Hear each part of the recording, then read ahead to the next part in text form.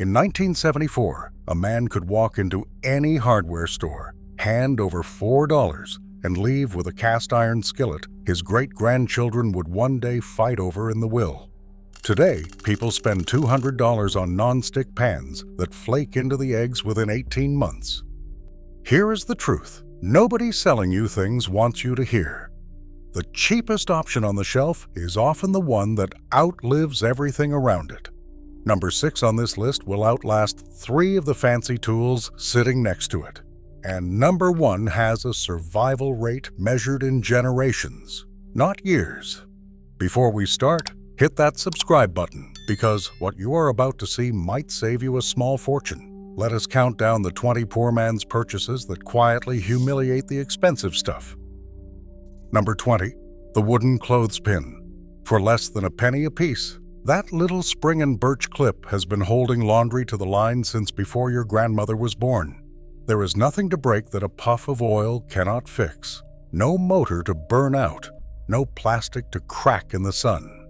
Meanwhile, the plastic clips sold in bright bags at the checkout counter turn brittle after one summer, snapping in your fingers on a cold morning until the whole bag is confetti in the grass. A box of 100 wooden pins cost about $1 in the 1960s, and half of them are probably still clipped to a line somewhere today. They pinned diapers, held tomato plants upright, and sealed the bread bag when nothing else would. Handymen kept a coffee can of them in the garage for 1,000 small jobs. The plastic version was sold as an upgrade. It was not. It was a downgrade you paid extra for, dressed up in a prettier color. Number 19, the cotton bandana, 25 cents at the feed store, and it did the work of a dozen things you now buy separately. It wiped sweat, strained coffee, bandaged a cut, carried a lunch, dusted a shelf, and cooled a neck on a July afternoon in the field. Wash it, wring it, hang it, and it comes back ready for another decade. A working man kept one in his back pocket the way he kept his own 2 hands, and it outlasted every fashion that ever mocked it. Compare that to the paper tissues we blow through by the boxful. Softwood pulp pressed into something we throw away seconds after buying. A single bandana replaces a mountain of them and never once runs out at the wrong moment. Grandfathers were buried with the one in their pocket worn thin as gauze. That thinness was not failure. That was 30 years of honest use, and it still had more life in it than the tissue you tossed this morning. Number 18, the Bic lighter, $1 and change, and it holds enough flame to light 3,000 cigarettes, campfires, or birthday candles before it ever runs dry. No refilling, no flint to replace, no ceremony. You buy it, you use it into the ground, and you buy another. Now look at the expensive refillable lighters people carry to feel refined, the ones that need special fuel, that leak in a pocket, that stop sparking the moment you actually need a flame in the wind.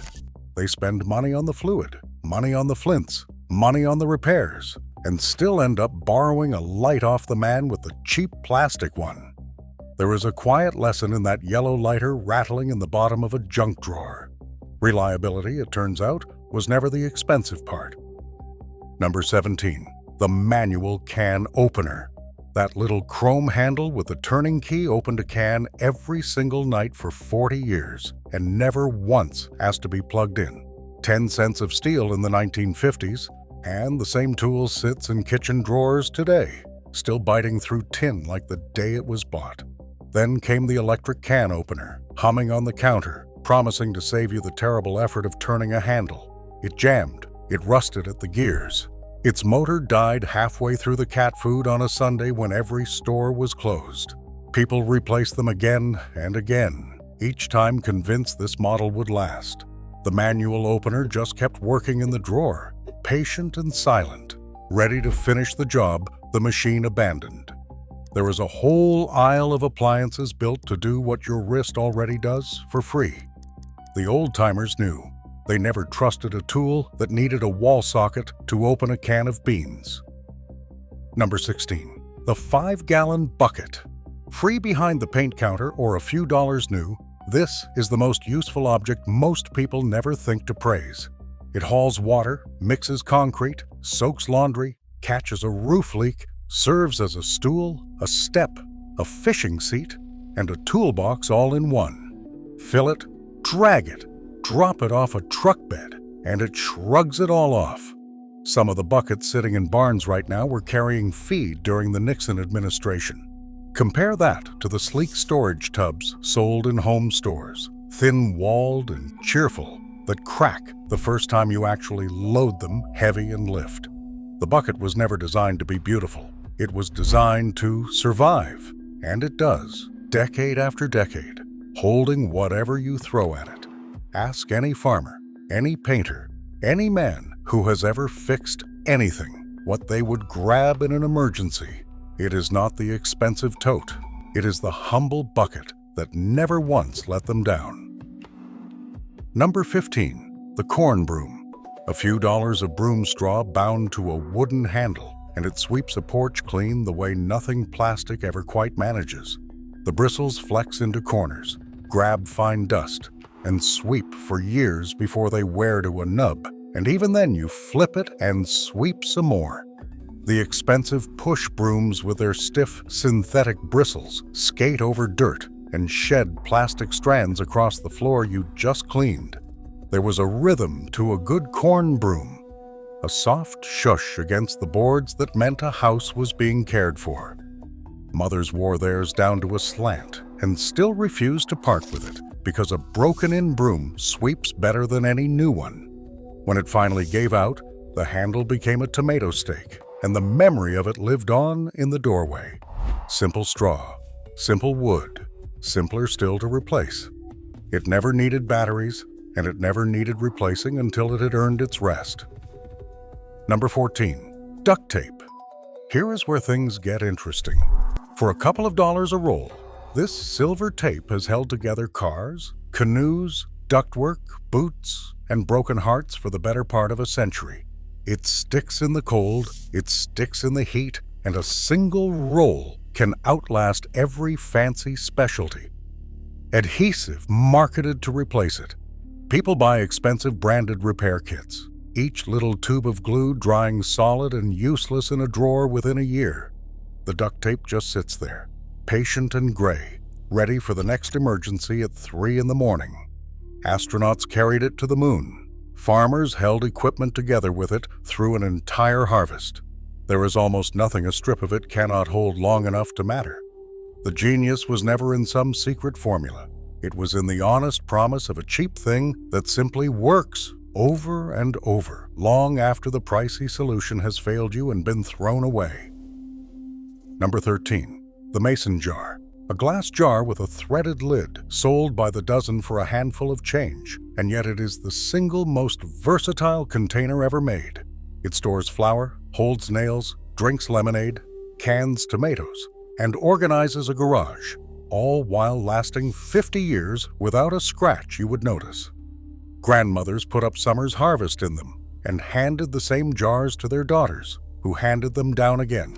Compare that to the plastic food containers we buy in stacks that stain orange from spaghetti, warp in the dishwasher, and lose their lids to some dimension we will never find.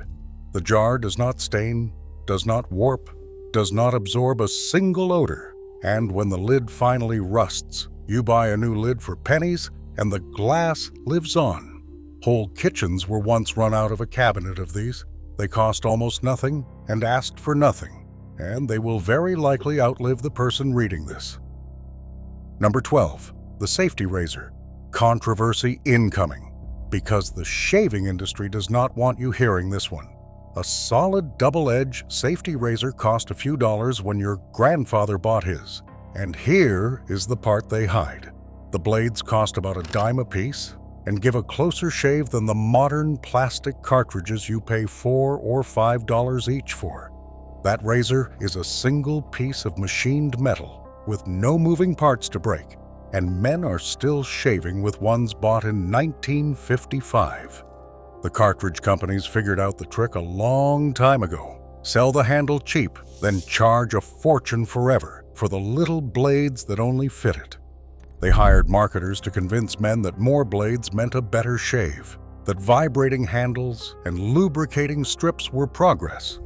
Meanwhile, a 50-cent classic blade in a heavy old razor cuts cleaner and never clogs.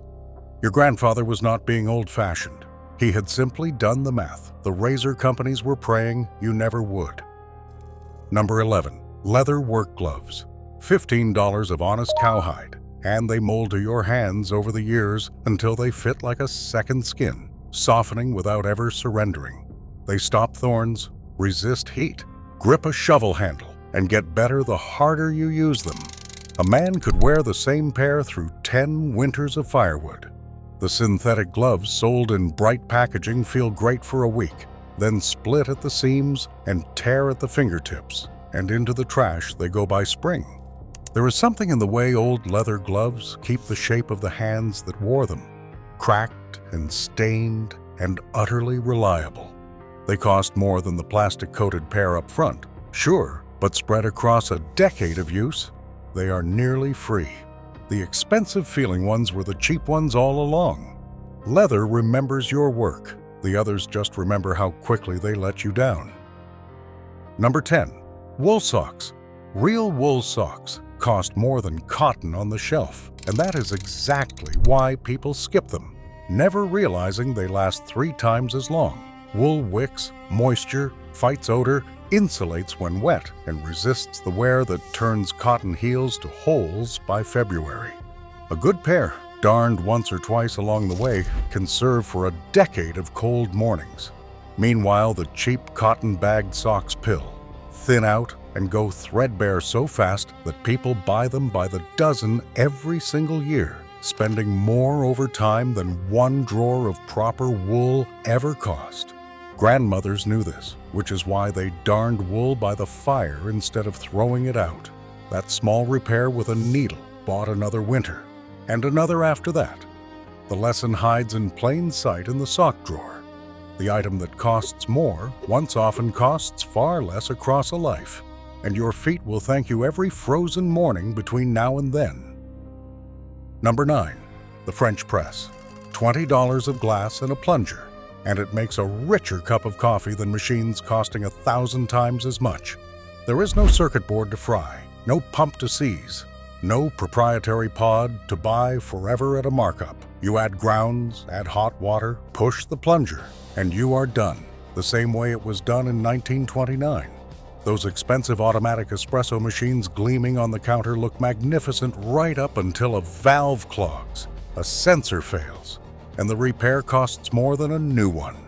Into the landfill goes another marvel of engineering. The French press just keeps steeping, decade after decade. And if the glass ever breaks, you replace only the glass for a few dollars. It was never about the machinery. It was about hot water and patience, which no company has yet figured out how to charge you a subscription for, though they are certainly trying. Number 8.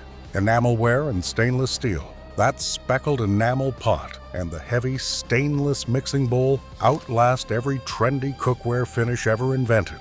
Stainless steel does not rust, does not react, and does not wear out. So the bowls your mother mixed batter in are the same bowls sitting in kitchens today, bright as the day they were bought. The non-stick coating sold as the modern miracle scratch, flake, and peel within a couple of years. And then you are cooking on bare, damaged metal and buying the whole pan again. Enamel chips, yes, but it soldiers on for 50 years, even chipped, boiling water and canning tomatoes long after its shine is faded. There is a reason old diners and old farmhouses ran on this stuff. It took a beating and came back for more. The expensive coated pan was designed with an expiration date built quietly into every scratch. The plain steel bowl was designed to be inherited. Number 7. Pyrex glass. The old glass measuring cup and the glass baking dish are nearly indestructible, and they do not stain, do not scratch, and do not leach anything into your food. A dish bought in 1960 is still baking casseroles today. Its markings faded, but its body flawless. Set it next to the plastic food storage we buy by the tower.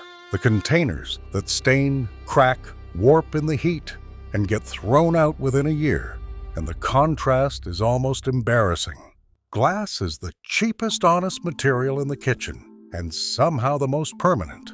Grandmothers pulled the same glass dish out for every holiday for 40 years, and it went into the dishwasher 1,000 times without complaint. When plastic promised to be lighter and cheaper, families switched, and then spent the next decades rebuying it endlessly. The glass they set aside would have served the grandchildren. It usually still does, waiting in the back of a cabinet for someone to remember how good the simple thing was. Number 6. Vice grips and channel lock pliers. A good pair of locking pliers costs maybe $20 and grips like a bulldog for the rest of your natural life. There is no electronics, no battery, no fragile mechanism, just hardened steel that will still be biting bolts long after everyone who reads this is gone. This one outlasts 3 of the fancy-powered tools sitting on the shelf beside it. The expensive multi-tool gadgets and battery gizmos marketed to replace honest hand tools die when their cells swell. Their motors quit or their plastic housings crack in a cold garage. The old pliers just hang on the pegboard, waiting, ready in a blackout, ready when the charger is lost, ready in 50 years. Fathers pass these down to sons with the handle worn smooth from a lifetime of grip. You could bury one in the yard, dig it up a decade later, wipe it off, and use it. Try that with anything that needs to be plugged in. Number 5. The full grain leather belt. $30 of thick, honest cowhide, and it holds up your trousers for 20 years while softening into the exact shape of the man who wears it. The stitching stays, the buckle stays, the leather only grows more handsome with age, developing a shine no factory can fake. Compare it to the cheap bonded leather belts sold everywhere, the ones made of glued-together scraps wrapped in a shiny skin that peels and flakes within a single year until the whole thing looks like it is molting. People rebuy those over and over, spending far more across a decade than one good belt ever cost. A real leather belt was often the last one a man bought, worn to his own funeral, cracked and burnished by a lifetime of daily use. There is dignity in an object that ages alongside you, instead of falling apart in front of you. The cheap belt cost less at the register and far more at the landfill. Number 4. The wool blanket. An army surplus wool blanket costs a few dollars and keeps a body warm through the coldest night, even damp, even in a drafty room where nothing else will do. Moths are its only real enemy, and a cedar block handles those. These blankets served through wars, then came home to cover beds and car seats and picnic grounds for generations, growing softer with every wash. Set that against the synthetic fleece throws sold in every color, the ones that pill into a fuzzy mess, lose their warmth after a season, and hold every odor they ever meet. People replace those yearly and still shiver. The wool blanket just keeps its warmth decade after decade, the same gray weight that comforted a soldier now tucked around a grandchild on a winter couch. It was never soft in the pretty way. It was warm in the way that mattered, the way that kept people alive, and it is very likely still doing that job in a family that has forgotten where it came from. Number 3, the claw hammer and the basic hand tools. A plain steel claw hammer costs $15 and drives nails and pulls them for 100 years. No charge, no upkeep, no expiration. The screwdrivers, the wrenches, the handsaw, all of them plain and cheap and eternal. The kind of tools that fill a grandfather's toolbox and get handed down still perfectly serviceable. Beside them sit the cordless power tools, marvels of convenience whose batteries die in a few years, whose chargers get lost, whose whole systems become obsolete the moment the company stops selling that battery. People spend hundreds rebuying the whole kit every few years just to keep the batteries fresh.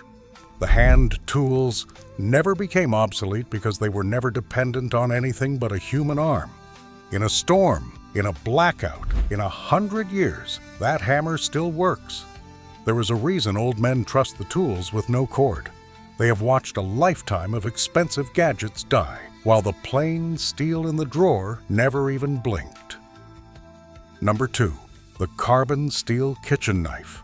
A simple carbon steel chef's knife or an old paring knife cost a few dollars and takes an edge sharper than almost anything sold today, holding it through decades of daily cutting. A quick pass on a stone brings it screaming back to life, and the same blade that sliced Sunday roasts in 1955 is still slicing tomatoes in kitchens right now, thinner from a lifetime of sharpening but keener than ever.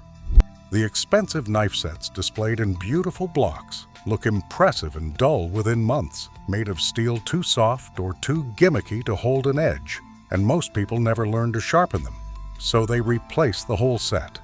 A single carbon knife, cared for, wiped dry, honed now and then, becomes an extension of the hand. Cooks grew so attached to theirs, they refused to let anyone else touch it. It cost less than a single knife from the fancy set and outperformed all of them for a lifetime, and then for the next cook's lifetime too. And finally, number 1, the cast iron skillet. A few dollars of raw iron, and it becomes the single most durable object most families will ever own. A pan that improves with every meal cooked in it and lasts not years, but generations. Season it, cook in it, wipe it clean, and it develops a natural non-stick surface that no chemical coating can match and no scratch can ruin, because there is nothing on it to scratch. The expensive non-stick pans people buy to replace it flake within 18 months, their coatings peeling into the food, their handles loosening, their whole promise broken by the second year. Into the trash they go, one after another, an endless subscription to disappointment. The cast iron skillet just gets better. It fried the morning eggs for a great-grandmother, then a grandmother, then a mother, and it will fry them for a child not yet born. Families have literally passed these down in wills, the black surface, glossy from a century of Sunday breakfasts. There is no better proof of the whole idea. The cheapest pan on the shelf is the last one you will ever need to buy. So here is my challenge. Look around your kitchen, your garage, your closet, and count how many expensive things you have replaced twice, while some cheap old tool kept working the whole time. Then tell me in the comments which poor man's purchase in your house has quietly outlasted everything around it. Because the truth was never a secret. It was just waiting in the bottom of the drawer for someone to notice.